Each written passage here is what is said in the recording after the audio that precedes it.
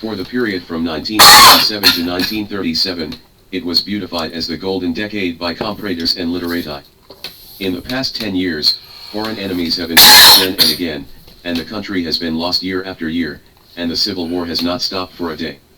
Although military spending has always accounted for 80% of government spending, the equipment of the Chinese military has not made any real progress. China still cannot independently design and manufacture aircraft, tanks, and heavy artillery needed for national defense. The Golden Decade ended with the Nanjing Massacre and national peril. Comparing the 10 years from 1949 to 1959, the People's Liberation Army has developed from almost pure infantry to a modern army with thousands of the most advanced jet fighters and hundreds of modern army divisions, as well as jet aircraft, Type 59 tanks and various types of cannons for the defense industry. During the anti-Japanese war, the Kuomintang military industry, especially the basic steel industry, was ridiculously weak. This is the direct result of the Kuomintang's extreme indifference to the development of heavy industry, especially the iron and steel industry, before the War of Resistance, and it cannot be blamed on others. Even according to the minimum plan of equipping and maintaining 5 divisions each year that the Central Committee of the Kuomintang commissioned in April 1932, more than 27,000 tons of steel of various specifications are needed each year for military raw materials alone. And this steel is dependent on imports. China's construction of modern iron and steel industry began with the founding of Hanyang Iron and Steel Works in 1890. This factory with 2 small blast furnaces, 2 small open hearth furnaces and 2 small converters was put into production after 4 years of construction. From then until 1948, over 50 years, China produced more than 7.6 million tons of steel. In the first 7 years of New China, 14.33 million tons of steel were produced. In fact, of the more than 7.6 million tons of steel produced in Old China, more than 6 million tons of steel were produced by Japanese factories in Anshan, Bangzi, Tangshan, Dalian, and Shanghai during the Japanese occupation of China. In 1927, when the Kuomintang came to power, the national steel output was 30,000 tons, but it reached 50,000 tons in 1935. That is, the steel output in the golden 8 years of the Golden Decade boasted by the Kuomintang only increased by 20,000 tons.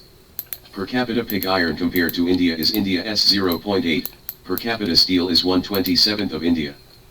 The only large-scale iron and steel enterprise built during this period was the Northwest Industrial Company established by the Shaanxi warlords.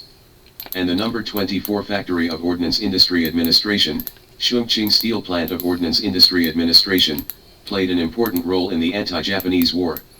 It was established by Lu Xiang, a warlord in Sichuan, and handed over to the Central Committee of the Kuomintang after the anti-Japanese war.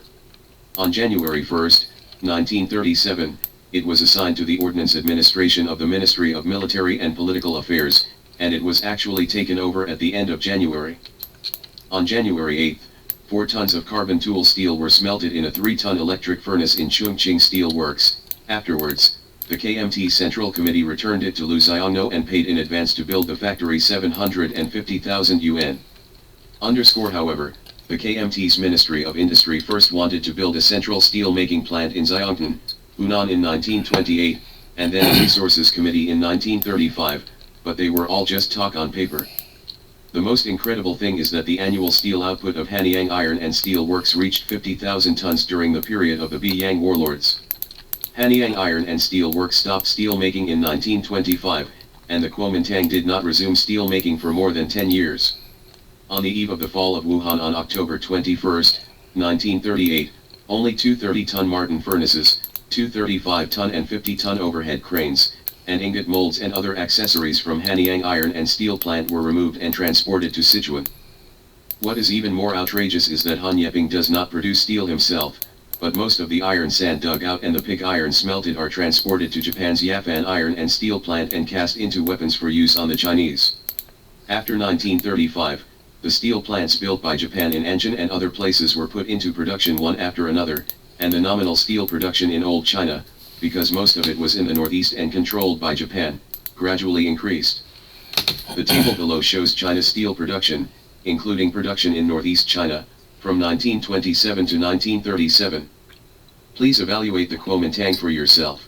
Annual steel output, iron output, 10,000 tons. equals 1927 3.0 43.7.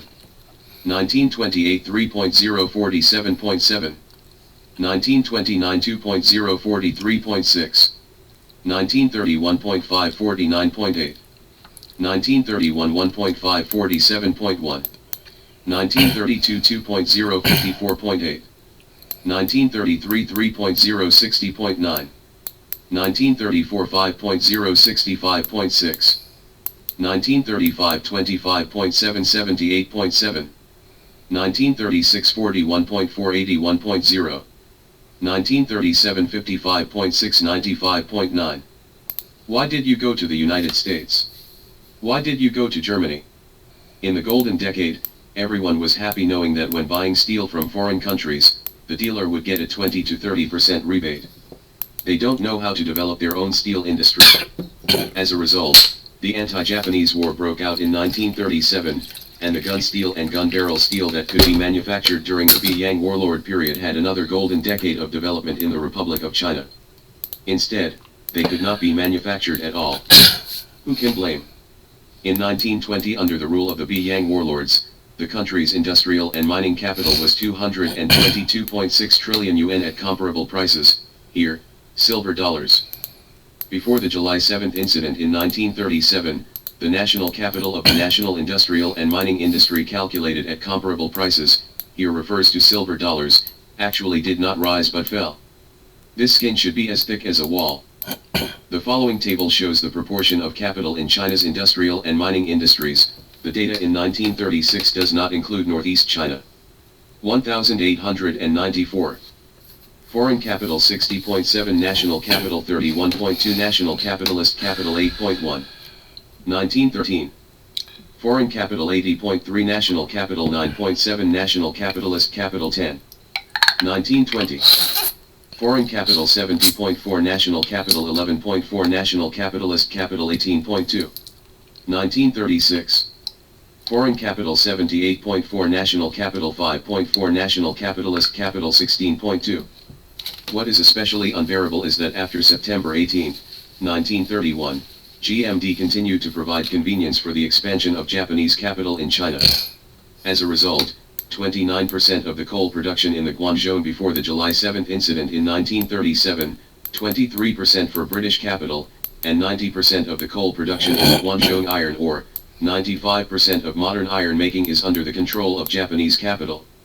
When the war broke out and the Japanese capital withdrew, China's steel production in 1938 and 1939 dropped to less than 1,000 tons. Could this also be blamed on the United States, Germany, and the Soviets? This is not a big deal. In 1943, another strange thing happened in the Kuomintang-controlled area, the wartime industrial crisis in the Ruhr area.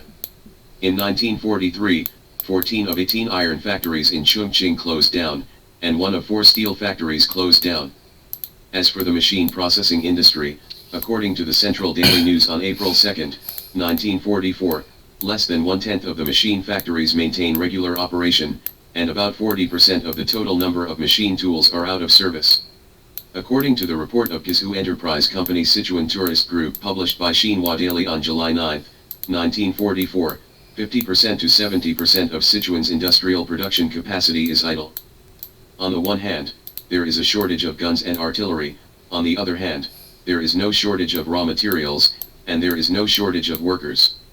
A large number of iron and steel factories and machine processing factories closed down, which can be called a miracle unprecedented in wartime for all countries. Nothing else. GMD is too comprador-minded, always looking for a foreign father, never thought of running an industry in a down-to-earth manner. First of all, there is no financial support for running industries.